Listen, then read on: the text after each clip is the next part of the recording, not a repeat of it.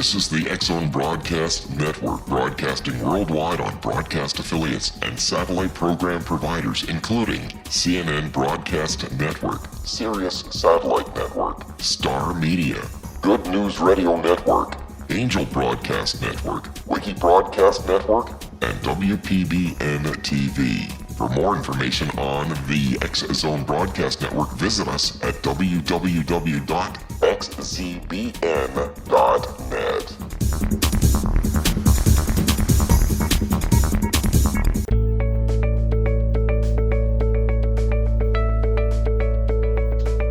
Hi, everybody, and welcome to Dialogue with Divinity. I'm your host, Johanna Carroll, and you're listening to X-Zone Broadcast Network. For over 30 years, I've been a spiritual counselor, author of 4 books, and lots of other things on my plate. But I have to tell you, one of the things that's always been a curiosity to me is my own personal quest to really understand who I really am. And so the guest that we have today is always one of our wisdom keepers that we bring to you on a weekly basis. And he's written some wonderful books, and really, I think he can help you find out not only who you are, but how you can get there with your peak potential. So our guest today is Howard Falco. He is a spiritual teacher, and he's an expert on human understanding and potential. He is a peak performance or mindfulness coach to college and professional athletes. This would be the MLB, the NHL, the NFL, and CEOs and corporate executives and individuals just like you who are looking for a new way of overcoming life's challenges and achieving exceptional results. He's authored 2 books about self-awareness and the power of personal creation. I love that, personal creation. His first one is titled, I Am, The Power of Discovering Who You Really Are. And his second book is Time in a Bottle, Mastering the Experience of Life. This is an interesting story about Howard. In late 2002, in the middle of what he calls an ordinary life, he's a married father, he's got 2 kids, he went through a sudden and extraordinary expansion of his mind. The dramatic depth and breadth of the shift unveiled the answers to many of the largest and deepest questions that humanity seeks answers for on a regular basis, such as, why am I here? How do I create my biggest dreams and desires? And how do I achieve lasting peace and fulfillment, which is a big one for all of us right now. So I really want to welcome Howard Falco to our show. And I want to tell you, Howard, that something that was very inspirational for me in reading a lot of your information, particularly from your book, I Am. You say that the greatest gift is the ability to choose who you decide to be right now. So welcome to Dialogue with Divinity. Well, thank you very much for that wonderful introduction. It's great to be here with you. I have to tell you that I've taken a lot of spiritual retreats and groups on spiritual retreats to sacred sites around the world. And I noticed on a few of the, very, very ancient buildings, particularly at Rennes-le-Château in France, there was an archway leading into a garden, and it said, know thyself. And when we think of, how many hundreds, thousands of years ago this was created, I just think, it is an eternal quest to really understand not only who we are, but why we're here. So, I really think that I'd like to know what happened to you that caused this shift in consciousness to take you where you are today. Right. Well, I think it's very apropos that you brought up the moniker Know Thyself, because what I discovered is that all the wisdom is truly within us, here for us when we are ready for it.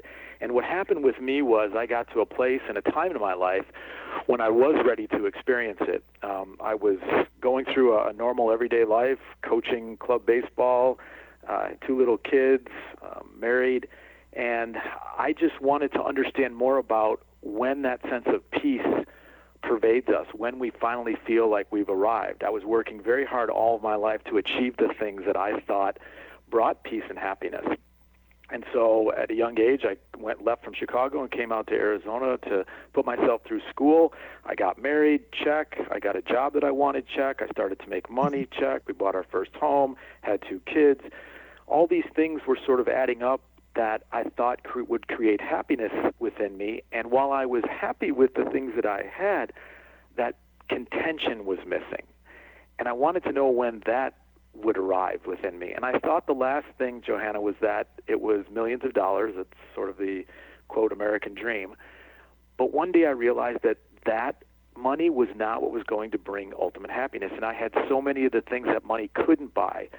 So when that last excuse for me of why I wasn't fully content and happy was gone, I was very scared. And I threw my hands up with the deepest yearning one could possibly have.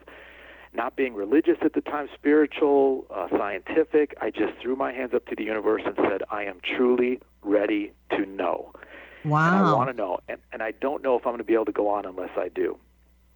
Okay, so let me just ask you a question, because Sure. I think that when we have this consciousness shift, I know for myself, had a very similar situation, and I just remember sitting on a beach and saying, come on, you got to help me. I mean, it's kind of like ask and you shall receive. Not that I want to get biblical or anything, but, and I think on some level, for those of you that are listening, there comes a point in your life, and thank you for mentioning that money is not the be all and end all of everything, because I can tell you from my very, very wealthy, successful Hollywood movie star clients, that is not the be all and the end all for them to find that resting place of peace in their soul.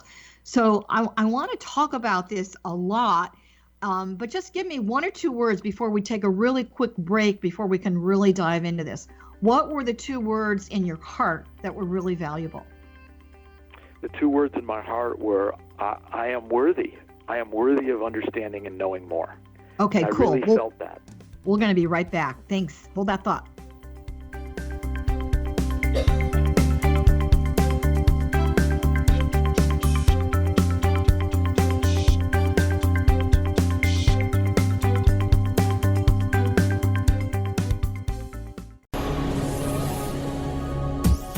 This is the X-Zone Broadcast Network, broadcasting worldwide on broadcast affiliates and satellite program providers, including CNN Broadcast Network, Sirius Satellite Network, Star Media, Good News Radio Network, Angel Broadcast Network, Wiki Broadcast Network, and WPBN TV. For more information on the X-Zone Broadcast Network, visit us at www.xzbn.net.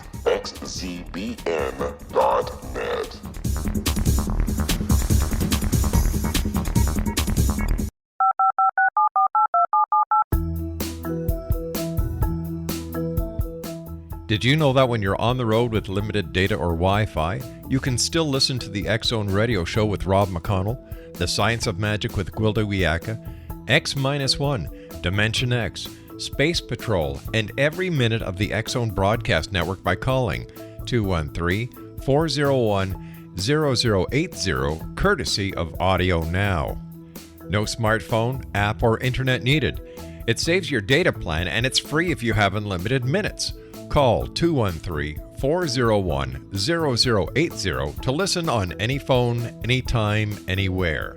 Remember 213-401-0080 for the best of the paranormal, parapsychology, and sci-fi radio programming anywhere, 24/7, 365.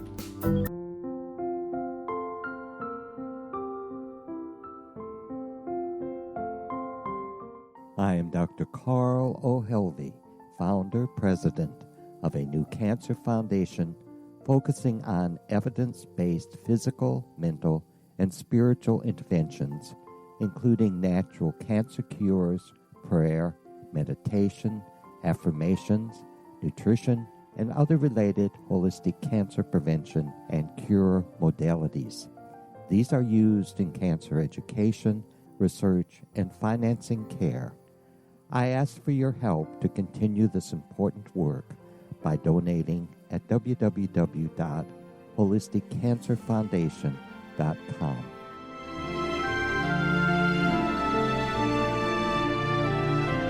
Hello, I'm Pete Marsh. With my daughter Justina, we will be presenting the new radio show, Too Good to Be True. If something seems too good to be true, it usually is. But with the help of Justina's amazing gifts, we're going to gain insight into questions that don't yet have complete answers.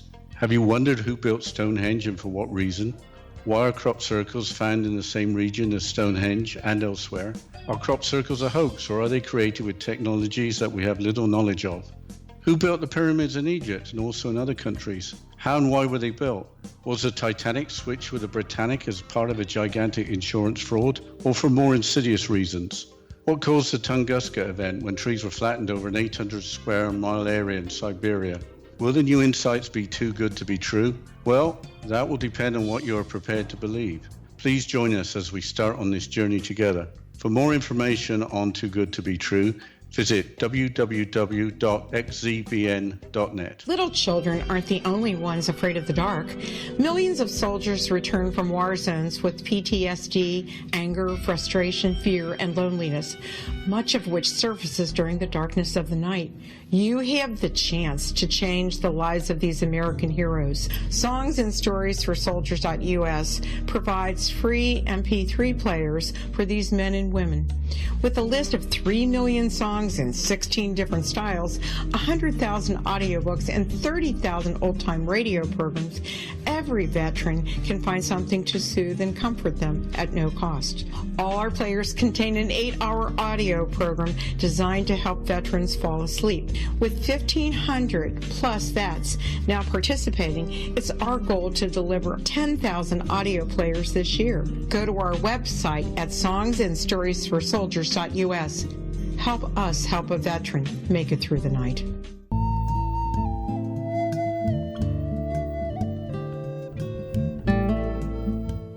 Welcome back, everyone. You're listening to Dialogue with Divinity. This is Johanna Carroll, and our wonderful guest today is Howard Falco, mindfulness coach to a lot of athletes and regular people just like you.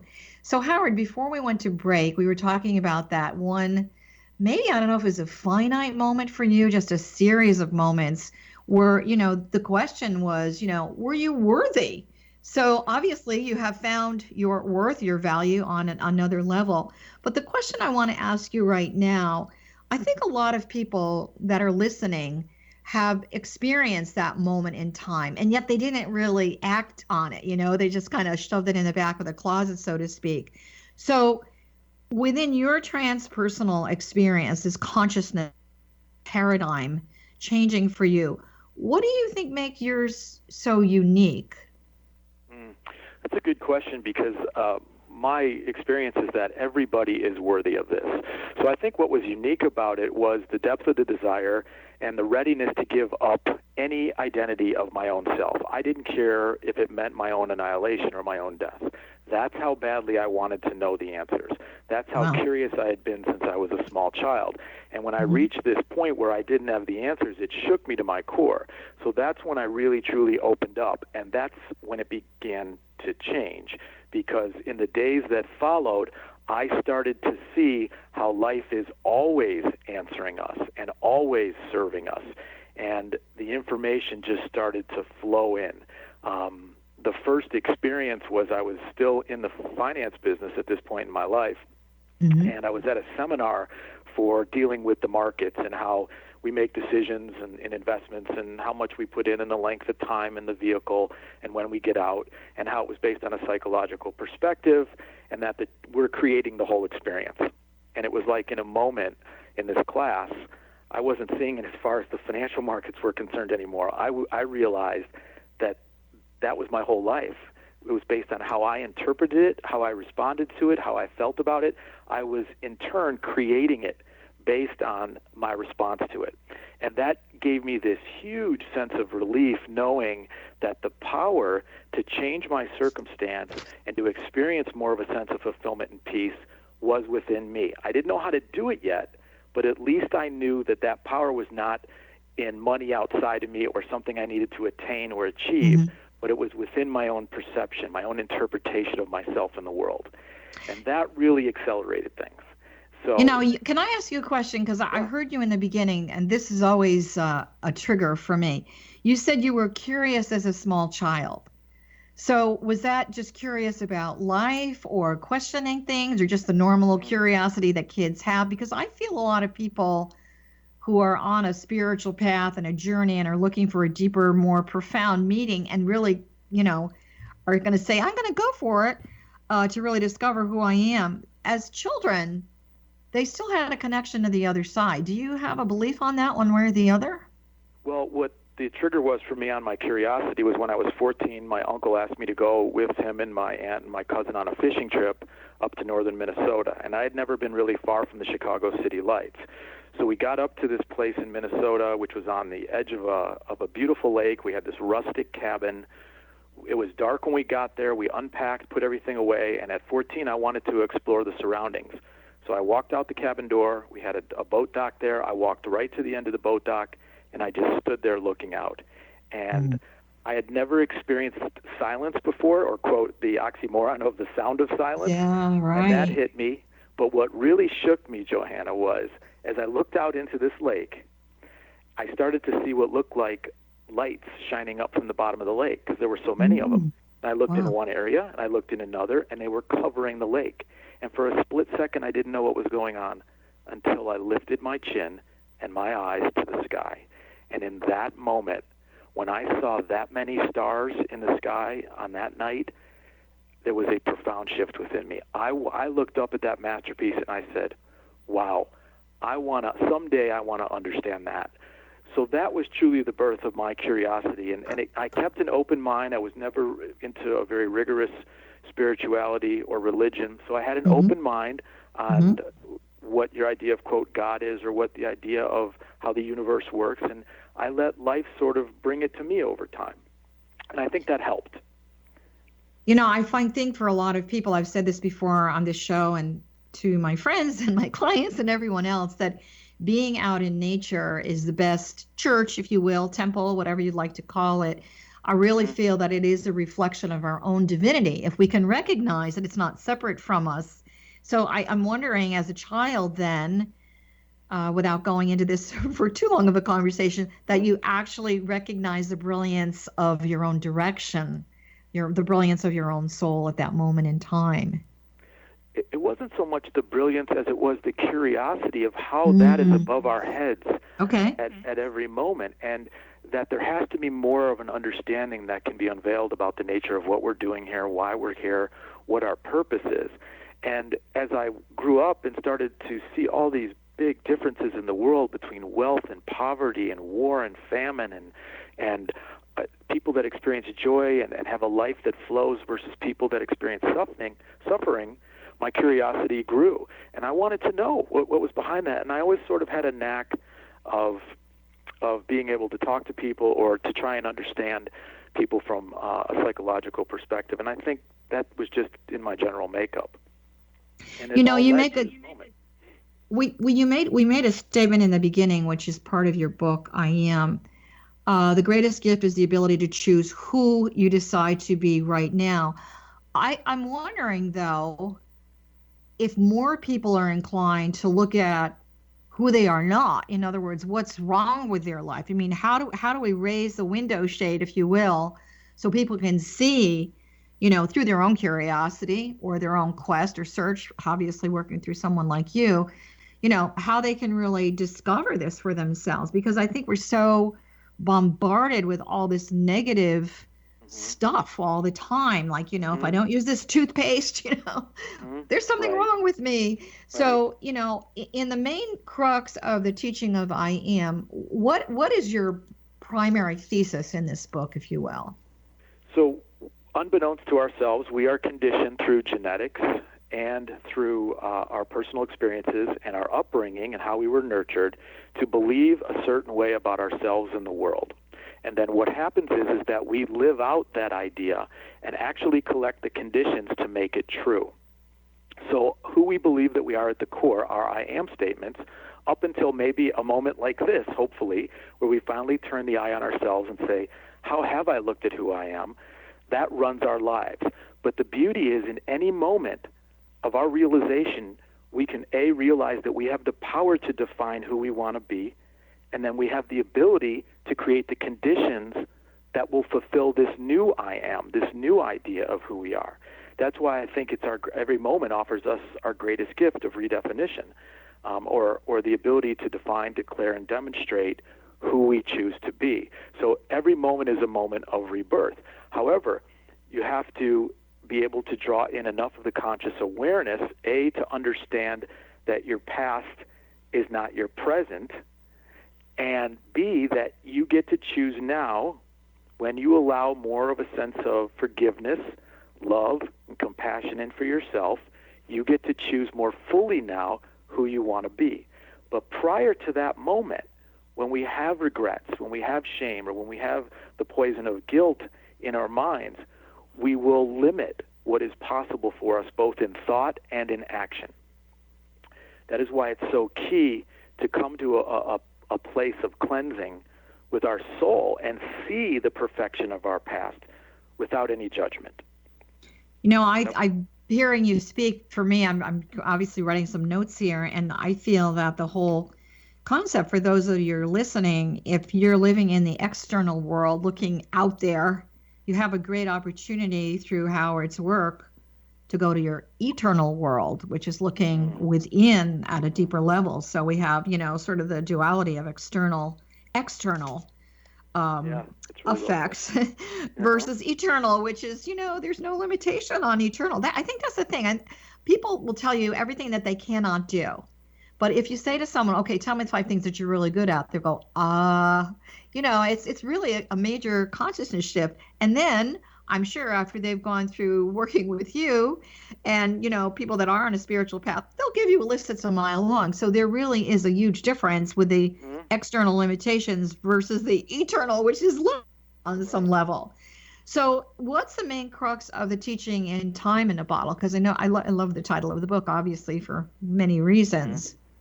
Well, to give you how it unfolded, I am is total self-awareness, know thyself, total understanding of how you created who you are, from energy and matter all the way through the psychological, all the way into the spiritual and the fulfillment of that, and then how you take control of it. That's what the book I Am is about.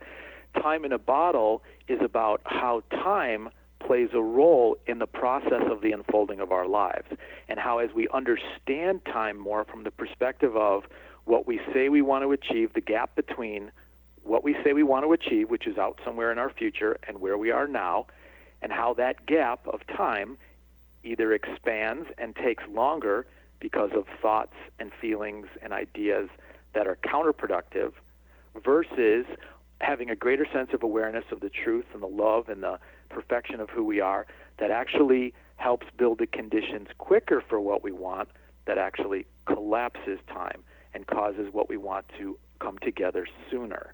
So it's a different way of looking at the perspective of time as it relates to what we're looking to create. So basically, I call this the pregnant pause of the universe. Everybody take a breath. It's like that stillness that you were experiencing as a young child, looking up at the heavens and looking up at the stars. And so this void space of energy, to me anyway, this is my theory, is the greatest point of creation within the void space, and in my language, letting the universe do their best work on some level. And so I know that you work with a lot of athletes, and I have to tell you, not that I'm a superstar athlete, but I've been playing tennis for 63 years, which is a long time. And I'm not sure I've still reached my peak potential, So I'm still out there playing and saying, okay, I could change this, I could tweak this, I could do that. Do you think that the concept of time, because I really feel on the other side there really is no such thing as time. I feel that past, present moment, future self to come is all kind of one explosion of energy, but because we live in a limited body consciousness on the earth, we sort of have to split it into a reality that we understand. So when you are working with athletes, are you taking them to that pregnant pause, that void space of time, so they are projecting a reality into their future for excellence? No, I would lose them in a heartbeat if I did. Okay, good. All right, so tell me what to do. So basically what I am offering them, or what we're digging into, is where the limitations may have been hiding. In other words, they've already experienced performance that have brought them to one of the top levels in the world, but to push further on that envelope, they have to see more greatness within themselves. They have to see even more possibility. So we dig in and find out where their mind, again, subconsciously, unbeknownst to them, for example, let's say it's a major league ball player, and he's hitting 255, but he really wants to get closer to 300. Well, maybe in his mind, he thought that 255 was his maximum. That was the best he could do. But the truth is always infinite possibility. Right. In other words, anything is possible. And so at the core, what I'm trying to offer a high-level athlete, or really anyone in regular life, is that in any moment, anything is possible. And when you come to a greater sense of love, acceptance, and respect with who you are, again, because you are willing to look at the past and make peace with it, it expands what's possible for you. Okay, And we're going to that's hold what- that thought. We're going to take a quick break. Howard, sorry to interrupt you. We'll be right back.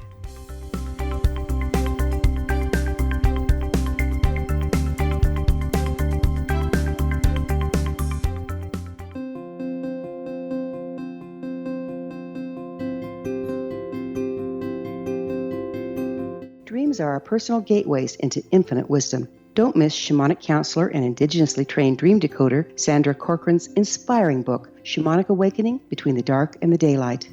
This remarkable work chronicles Sandra's 35 years of experience with diverse wisdom keepers and her initiations throughout the Americas and across the British Isles, Turkey, Greece, and Egypt. Sandy's knowledge of symbology, psychology, and myth influence her dream blog and workshops. Sandy offers private tarot readings, international journeys, a meditative CD, as well as her book, Shamanic Awakening, to encourage you as you navigate this earth walk, creating a deeper connection to yourself and all that is. Find this and more at Sandy's website, starwalkervisions.com.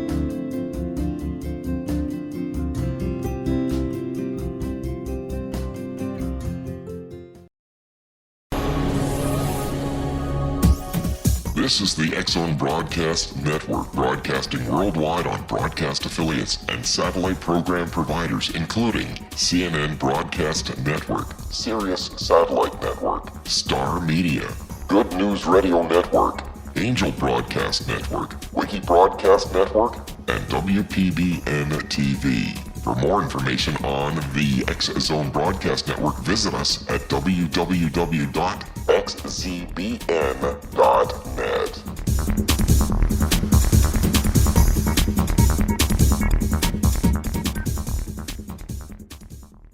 How would you like to be able to read other people's minds? Well, the next best thing is here. When you know how to read a person's name, you know how the person thinks, feels, and behaves. Each letter in our name holds a key to unlock our true essence. Our name contains both our gifts and challenges in this lifetime. Mnemology science discovers personality secrets hidden in the placement of the letters of our names, including the first and last impression people remember about us. Sharon shows us how to interpret the arrangement of letters as outlined in her book, Know the Name, Know the Person. Sharon Lynn Wyeth created mnemology science after 18 years of research and testing her theories, and has supported thousands of people around the world in understanding themselves and others better. You'll enjoy Sharon's unique teachings as she shares her system to learn the gifts behind your given birth name. Even if you don't like your birth name, there are jewels in this book. If you're thinking of changing your name, ready to name your child, or wanting to get along better with others, this is the book for you. If you'd like to improve your relationships and change your life for the better, get the book today, Know the Name, Know the Person, or visit www.knowthename.com. That's www.knowthename.com.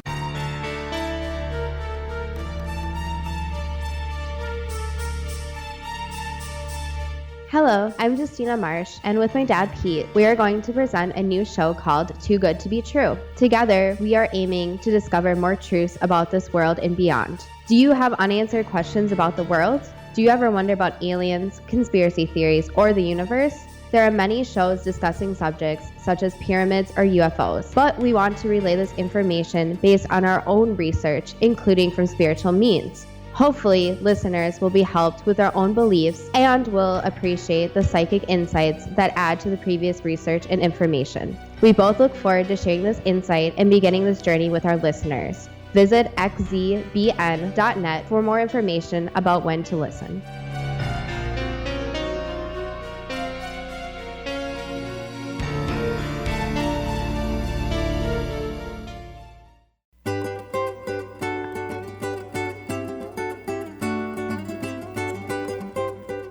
Hi, everybody. It's Johanna Carroll. We're going to jump right into segment 3 here. We're talking with Howard Falco today. And by the way, you are listening to the X-Zone Broadcast Network. If you'd like to see our wonderful menu of hosts that we have, please feel free to go to xzbn.net. Howard, before we went to break, we were talking a little bit about, the athletes that you're working with, and not that it's a limited belief, but a belief that this is as good as I can get. And so on some level, you are taking them, encouraging them, coaching them to take them to the level that there are no limitations on how good you can get. Is that true? That's exactly right. It's digging in and finding any thoughts within them that are limitations or what may have been holding them back, and having them reflect on it in just a slightly different way. And the minute that any human being does that, they see a different version of themselves. A new I am is born. And when there's a new I am born, all your energy, all the ego will go out and help you then fulfill and validate that new believed truth about who you are, just like it's been doing your whole life. So it's a really powerful process of self-definition, self-expansion. When you're working with these athletes, are you getting down to the level of doing a lot of emotional counseling on some level, do you feel, from a cognitive process? No, it doesn't get that technical. Maybe like the academic field would, or the clinical field might get, which is that's not how I really work. We just sort of get into the idea of who they are, what their thoughts have been, and then the conversation just takes on this beautiful flow where what they're looking to understand comes to the surface naturally, and we're able to deal with it. And then I just gently offer them a new way of looking at who they are. Because I personally believe, my experience is that any thought that anyone has that limits them in any way or is negative about who you are in any way is a lie.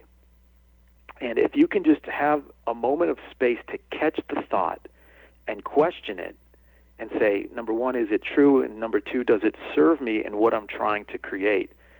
You can begin to empower yourself to change it. And when that changes, everything changes. I worked with an NBA player once. I love this guy. He was great, very, very successful. And what was happening with him, and I'm wondering if you have this, and I don't know if it's appropriate to even be discussing this right now, but he had all these women throwing themselves at him. And it was a huge distraction for him, and it really affected his game. And, he found himself sitting on the bench when he should have been on the court.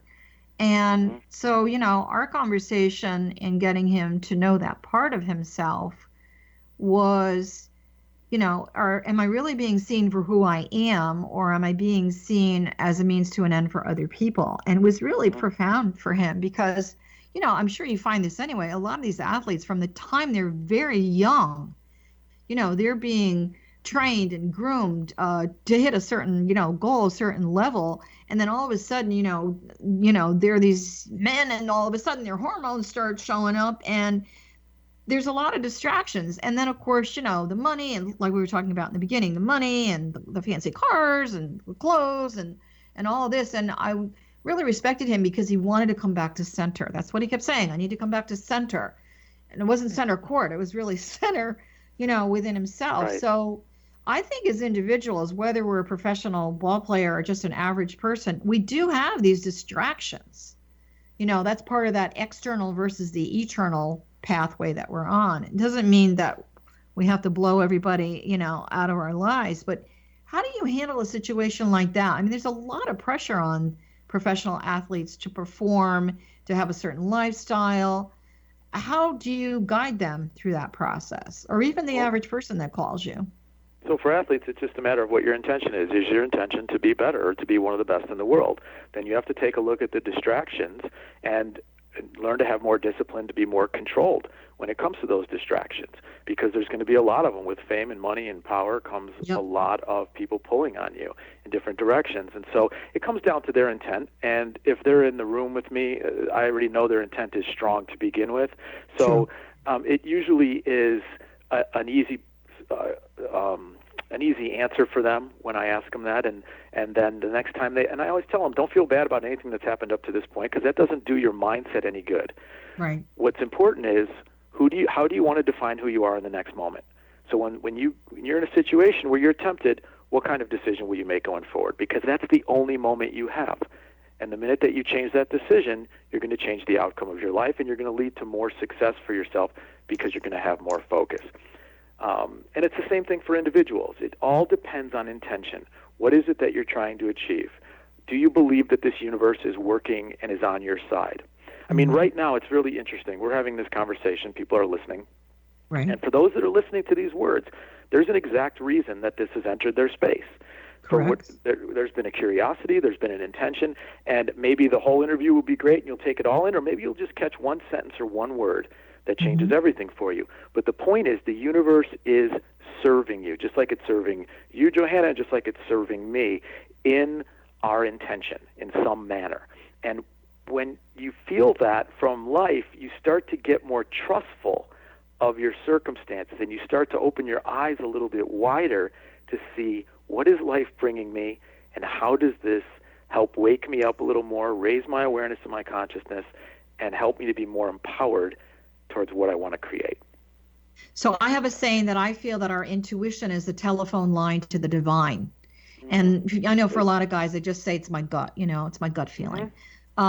So in working with your gut or your intuition, do you feel that that whole thing about, I also believe intention is everything. So is that the first step that one can take to begin to have more control in any part of their life?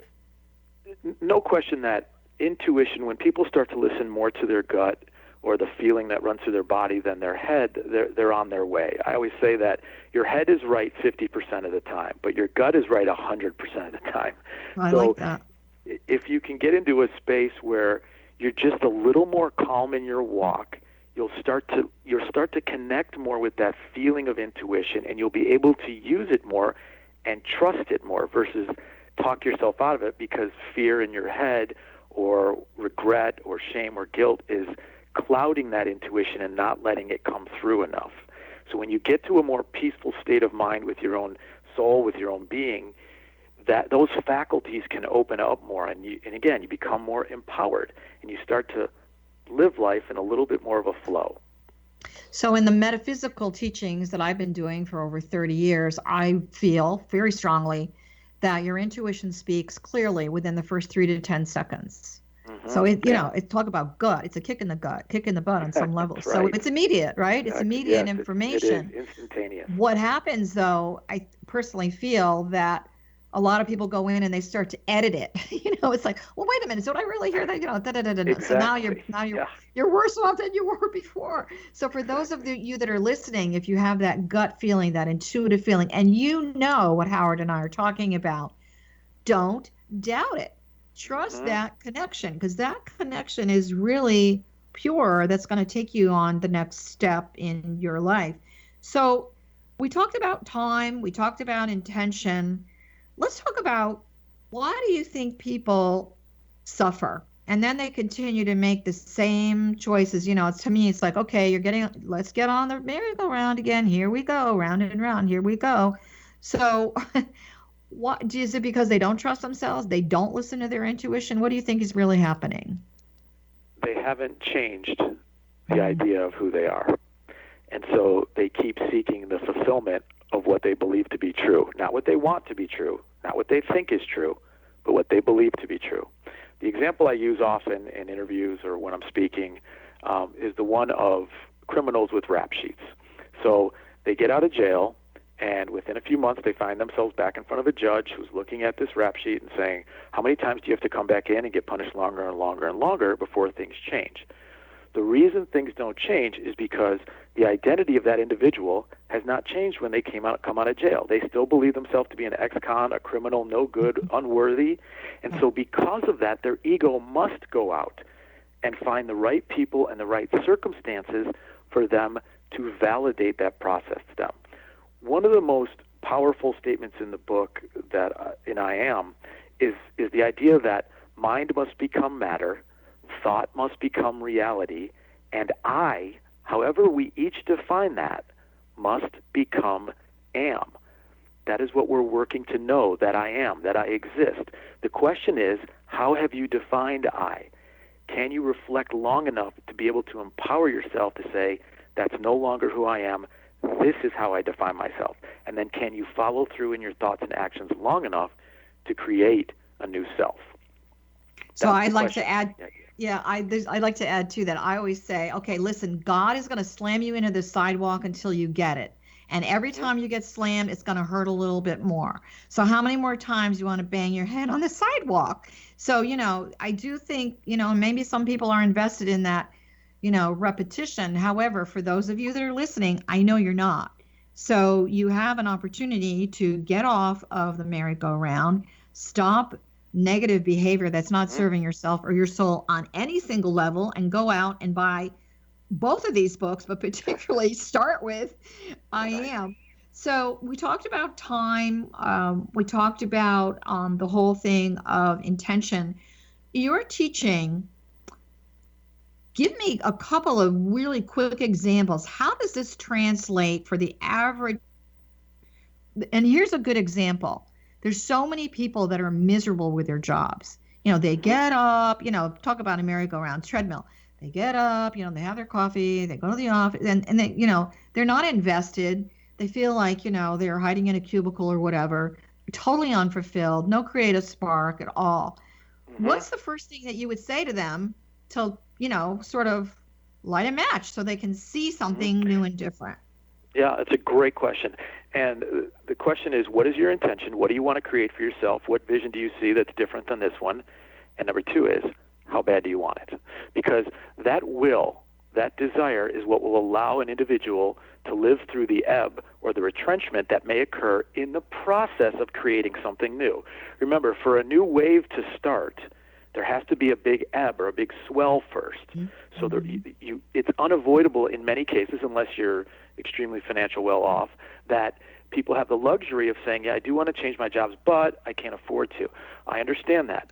Where there's a will, there's a way. And when you want something bad enough, you will allow that space of retrenchment, make the sacrifices, and trust life and your process long enough to get there to create something new.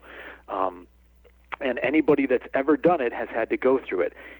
It's amazing, Johanna. Life has this incredibly elegant vetting process where it tests us That's true. based on what we want, and it really vets us out to see how strong our faith, our belief, and our will is both in ourselves and in life.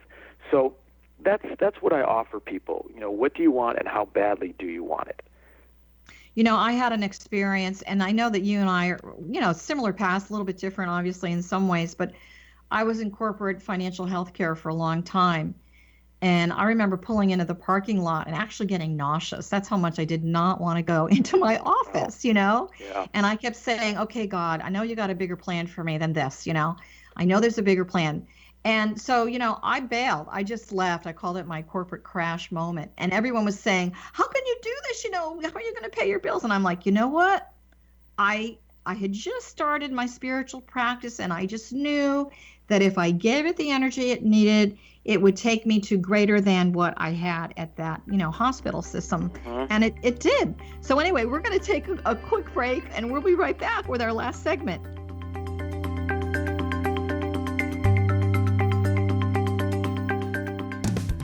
Hi everyone, Rob McConnell here, and I wanted to spend a moment on internet streaming. Everybody has heard about internet streaming, but not many know much about it. Did you know the internet streams just about everything? Movies. From new releases to old classics. TV shows. Almost every show, every episode, and much more. But the question has always been, how do you do it? Well now, thanks to the folks at 123 Ready TV, I have the answer for you. They have developed a simple program app, 123 Ready TV, that you install on your Windows PC, Android smartphone, or Android tablet that can have you streaming like a pro in less than 5 minutes. You truly won't believe how much is available or how easy it is to do until you try. And for a one-time cost of only $19.99, this product is a real winner. To learn more about 123 Ready TV, visit our website at www.xzbn.net.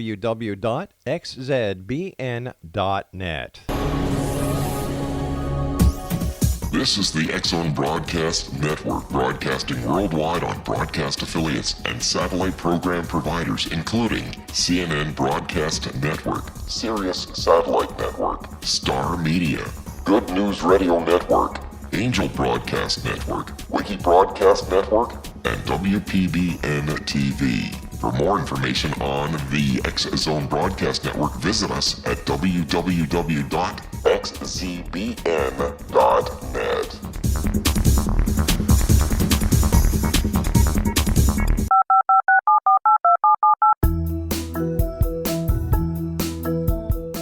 Did you know that when you're on the road with limited data or Wi-Fi, you can still listen to the X-Zone Radio Show with Rob McConnell, The Science of Magic with Gwilda Wiyaka, X-1, Dimension X, Space Patrol, and every minute of the X-Zone Broadcast Network by calling 213-401-0080, courtesy of Audio Now. No smartphone, app, or internet needed. It saves your data plan and it's free if you have unlimited minutes. Call 213-401-0080 to listen on any phone, anytime, anywhere. Remember 213-401-0080 for the best of the paranormal, parapsychology, and sci-fi radio programming anywhere, 24/7, 365.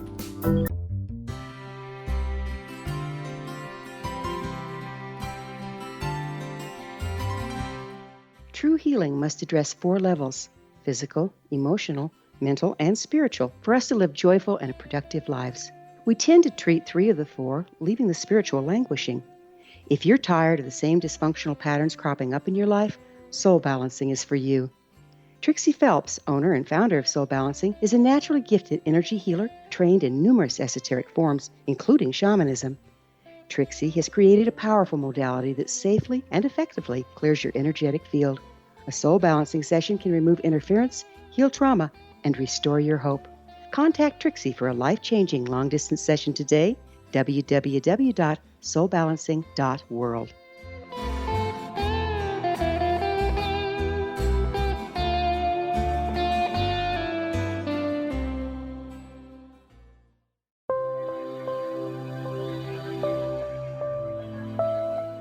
There's a legend shared by many indigenous cultures of a time when the nations were cast to the 4 corners of the world. Each nation was given a body of sacred knowledge that held a different portion of the truth to preserve. True reality could not be known until all the nations reunited, combining the information. If a single one was missing, the world could not be reborn and darkness would prevail. The Science of Magic Radio is dedicated to reuniting the sacred knowledge. With the understanding, none of us has all the answers, but together we can open new perceptions and possibilities. Through our combined vision, the world can be reborn into a place where darkness no longer prevails. Join me, Gwilda Wiyaka, and the Science of Magic daily on the X-Zone Broadcast Network, xzbn.net, or visit us at thescienceofmagic.net.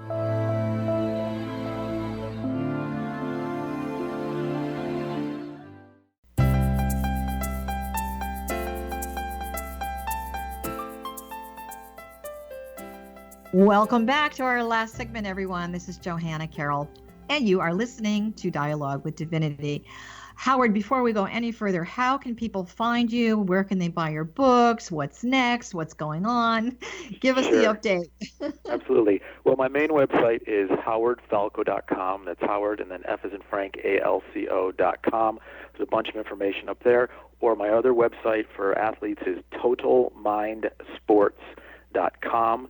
I'll be in July, I believe it's the late July, I'll be at Floyd Fest out in Virginia doing 4 talks during the music festival there, which I'm very excited about. I'm going to cover a range of subjects. And the books are available at Amazon, Barnes & Noble. They should be at your local bookstore. Both I Am and Time in a Bottle are also on my website as well. You can find more information there. I've been on Howard's website, you guys, and I have to tell you, you've got to go check it out. Your blog is great. You know, I do spend time reading these things, and I just obviously love your work because you're changing a lot of people's lives, which is wonderful.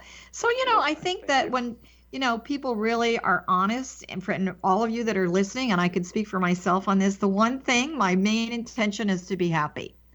And I think that that sense of happy, peace, and joyfulness, I really do believe it is the natural state of the soul that we all really yearn for. And yet we think it's an elusive thing that we can never accomplish. So how do you feel one experiences joy and peace each day? First of all, how do you do it, if you don't mind sharing it? No, it's an outstanding question, and the simplest answer is eternal acceptance and trust. So whatever the circumstance, to accept and to know that there's a reason behind it. Whatever your situation is in life, to come to acceptance that up until this moment, this is where it's been. Then the second thing is eternal optimism, always knowing that there's infinite possibility in the next moment for everything to change, and being open to that process. So I guess, Johanna, when life reveals to you that there's more to know and understand, it gets exciting. And then as you see more of the connection between yourself and life, you begin to trust more of a divine universe, more of an elegant universe. And it helps in your daily walk. And when you're in that space, I can tell you, it's very, very magical. One of the analogies in I have is with Dorothy, where she wondered about this place that was beautiful and peaceful somewhere over the rainbow. And sure enough, she gets taken from this tornado in this world of black and white. And the first thing that changes in the film is she enters this world of rich, beautiful color. Same people, a little bit smaller, but it's and thus begins her true journey to understanding what life is all about and what she needs on her way, which is a brain to think more profoundly and self-reflect, and a heart and courage, and the ability to realize where the power really is in her life. So I think it really comes down to acceptance and faith and trust, and then believing in yourself. And that's the key. I do think that we have to turn some of it over to divine will, and sometimes we have to get out of our own way for that to occur. However, there's a piece that I've been seeing, I think it's been missing for a lot of people that feel like, I'm not going to get off that merry-go-round. And that is the law of action. At some point, to me, your first action is the consciousness shift. And Correct. In your language, it's, believing that, this potential is, limitless on some level, that all is available. All is available. To me, I say, okay, you've got a divine inheritance. How do you want to access it? And so the reality is you got to open the door to the treasure chest on some level. So we've been hearing a lot about, the law of attraction and the presence and all of that. And I think they're really good materials, but I also feel that there's some little pieces that are missing, because it's not just enough to have intention. It's not enough Correct. To just know I have this divine inheritance.